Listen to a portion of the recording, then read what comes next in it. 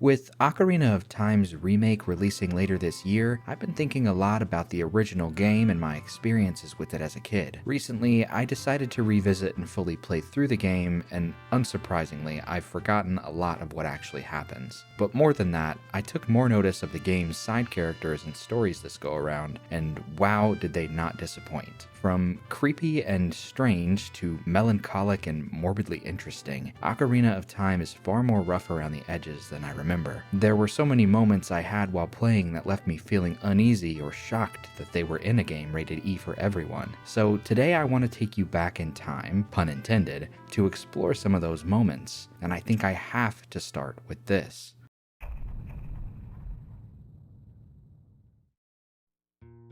Kakariko Village is hiding something.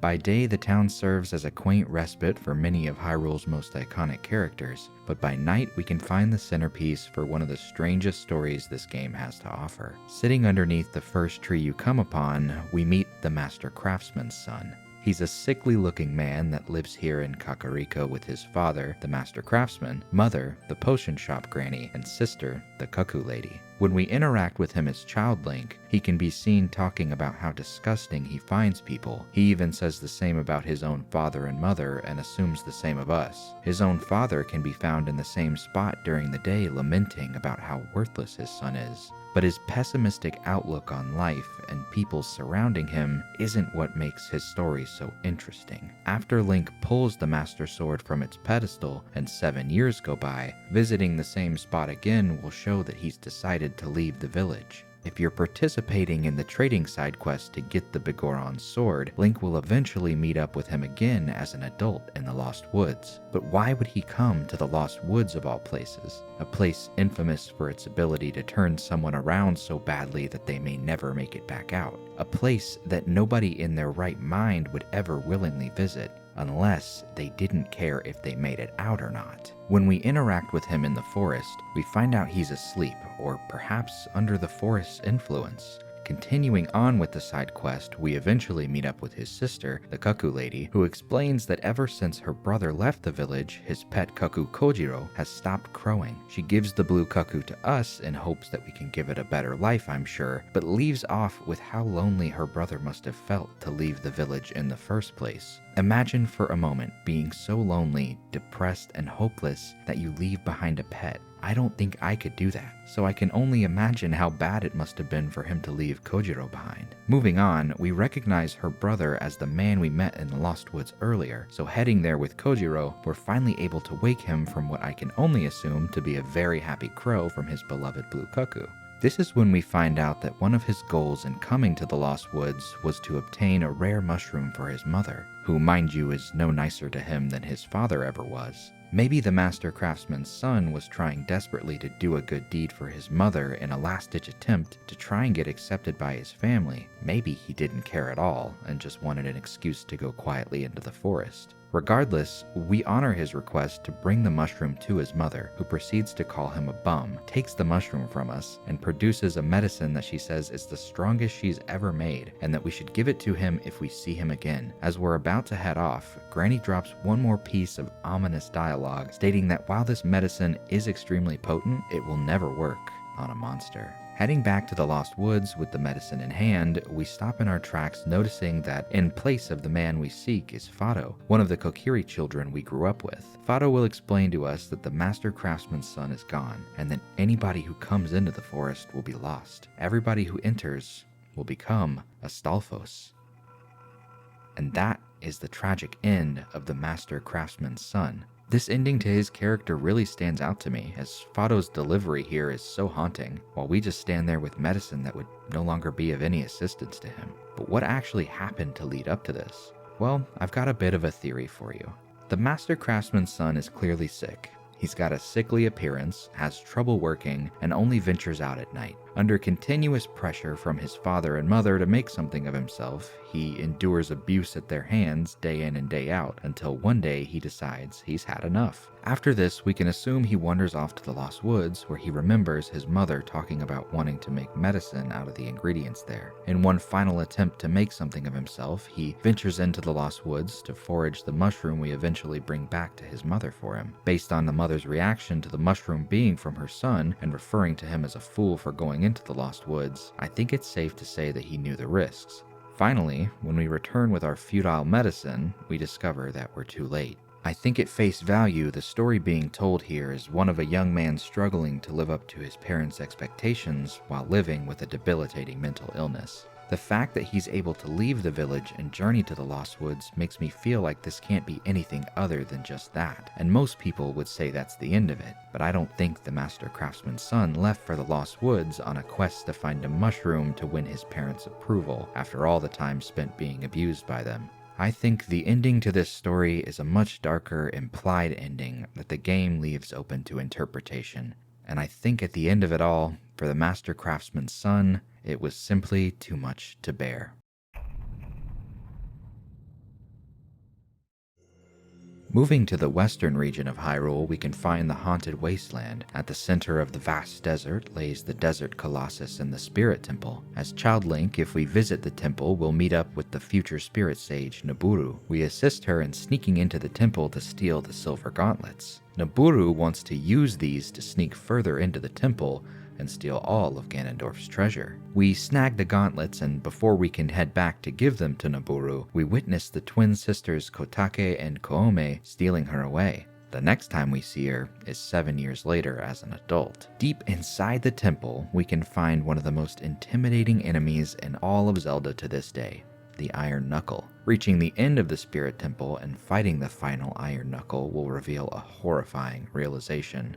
Nabooru was brainwashed and forced to be an Iron Knuckle in Ganondorf's army for the last 7 years. But I think even further than that, we can assume that this isn't the first time that Ganondorf's surrogate mothers have done this to someone. In fact, if we clip through the Iron Knuckle helmets, we can see inside, and what do we find but Gerudo women? Ganondorf is using Kotake and Koome to bolster his ranks by kidnapping and brainwashing Gerudo women to become Iron Knuckles. This was more than likely paramount in being able to invade Hyrule Castle to overthrow the current king. What a horrible fate to be stuck in a suit of armor against your will for 7 years or longer. For such a small detail, it certainly leaves us with awful implications.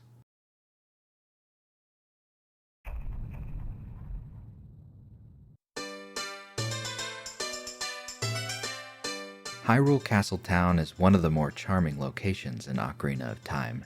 The busy streets are filled with characters socializing and dancing, shops are stocked, and there are games to be played with prizes to win. But even here, there are clues that cracks are starting to form on Hyrule's Age of Peace. In a large room to the right of when Link first enters the castle town, we can find a guard. At nighttime, if we talk to him, he can be found wishing for ghosts to come out because his night shift standing guard is so boring. He also lets us know that he studies ghosts and that, rather ominously, there may be a time when that knowledge could be useful. If we revisit during the day, we'll find the same guard still lamenting about how bored he is and that he wishes there were more troubles in the world to make things more interesting for him. Interestingly, he wants us to keep this a secret just between Link and himself, which I think is an important clue for what's later to come 7 years down the line. So why is this guard, out of all guards in Hyrule, important, you might ask?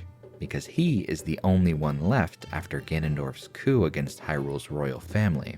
Coming back yet again as adult Link 7 years later, we'll find the Poe Collector. Talking to him reveals that he already knows our name, claiming that he can read people, but I think it's safe to assume that he knows our name for a different reason. Obviously, we've already met this character, and as many of you have already pieced together, this is the guard from the very same room as 7 years prior. So why is he the only guard left? After he makes some wildly inappropriate comments about Link and his body, we can hear the Poe Collector singing Ganondorf's praises. His ghost-catching shop can prosper thanks to Ganondorf's war efforts, and even more, he hopes the world gets even worse from here on out. If we go back for a moment before we claim the Master Sword and right after we fish out the Ocarina of Time from the moat surrounding Hyrule Castle, we can see a rather interesting interaction. In a back alley, we can briefly meet with a dying soldier that warns Link of what's happening at the castle because of Ganondorf. This entire interaction is totally optional, and if you go back later, the guard will have vanished. How does this connect with the Poe Collector guard, though? I believe the Poe Collector collaborated with Ganondorf to lead a coup against Hyrule's royal family, and even further than that, I believe that the Poe Collector's guard's actions are more than likely the reason for the back alley guard's fate.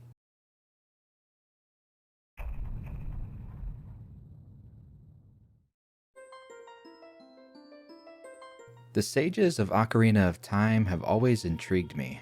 Each of them feels slightly mysterious in a way that's kinda hard to put my finger on. Maybe it's because they're often off-screen and we only hear of their efforts rather than seeing what they have to go through during Link's time in the Sacred Realm. But I think it's also because they all individually seem to have sacrificed a lot for Hyrule, and the game does a good job of keeping what exactly that sacrifice is pretty ambiguous. I think a lot of people are under the assumption that the sages actually die or sacrifice themselves to give Link the power he needs to get to and fight Ganondorf, and I used to think that too. But after playing through the game again, I think it's less likely that the sages are actually dying, and more likely that they're just giving up their physical forms to live in the Sacred Realm like Rauru. Regardless of whether or not they're actually dying though, I do think it's still a pretty sad outcome for them at the end of the day. Take for example Ruto's story. Ruto falls in love with Link when he rescues her from Jabu Jabu's belly and wants nothing more than to get older and marry him. This is obviously cut short because of her tiny obligation to become a sage, shed her mortal form, and save the world. She gives up her life as a princess and a chance at happiness with Link for this, and it's obviously the right choice to make here, but it's still so bittersweet at the end of the day. Impa as well has a really interesting story that plays out mostly off screen. We're told she goes off to the Shadow Temple to try and stop whatever evil Ganondorf started there, but when we're there, we never even see her. It seems like all of these sages are just kind of tasked with making this ultimate sacrifice with no real way to say no, and it's definitely something I hope they expand upon a bit in the remake. The Hyrule Historia tells us that Rauru is able to leave the Sacred Realm under the guise of Kaepora Gaebora though, so maybe it isn't all bad for them. We can also see at the end of the game during the credits that the sages are flying around together still. This feels more like they're spiritually there, less so than physically of course, but it's cool to see nevertheless. Saria's story also leaves me feeling pretty melancholic at the end of it all. She's kind of in this weird position where she's childhood friends with Link and wants to help him however she can, but still it comes at the cost of everything normal about her life. Unlike the other Kokiri who get to enjoy never growing up or aging and seeming immortality because of that, Saria forgoes this entirely and leaves her home to become a sage. That being said, her life has already majorly changed with the death of the Great Deku Tree, and it feels like her story was pretty tumultuous from the start. Overall, I think the sages really get the short end of the stick here, and while I don't think they're actually dead in the typical sense, I do think it's kind of a fate that can be seen as worse than death depending on how you look at it. They're giving up their physical forms to live as these demigod-like beings, but at the end of the day they can still die, which we see in Twilight Princess when Ganondorf takes them out himself during his sealing. It's the ultimate sacrifice in many ways, and it just always left me feeling a bit weird that it wasn't talked about more in game. Thanks so much for watching this video and staying to the end. If you're looking for more strange and interesting content like this, I'd really appreciate you subscribing and leaving a like on the video. I'm a newer channel that's just getting up and running, and your support would mean the world to me. Some of the stories here were pretty short, but I didn't want to bog the video down with any unnecessary commentary. Let me know in the comments below if you have any interesting stories from Ocarina of Time that you're a fan of. Thanks again for watching. My name's Alec, I hope you all take care, and I'll see you all again very soon.